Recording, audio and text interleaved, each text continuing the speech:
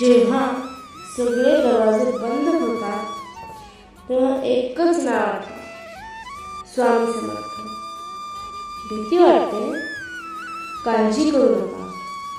स्वामी म्हणतात, भिऊ नकोस, मी तुझ्या पाठीशी आहे. फक्त श्रद्धा ठेव आणि मनापासून म्हणा, जय श्री स्वामी समर्थ.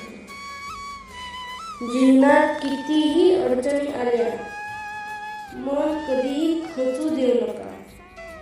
कारण स्वामी नेहमी सांगतात, भिऊ नकोस, मी तुझ्या पाठीशी आहे. आपण एकटे नाही, त्यांची कृपा नेहमी आपल्या सोबत आहे.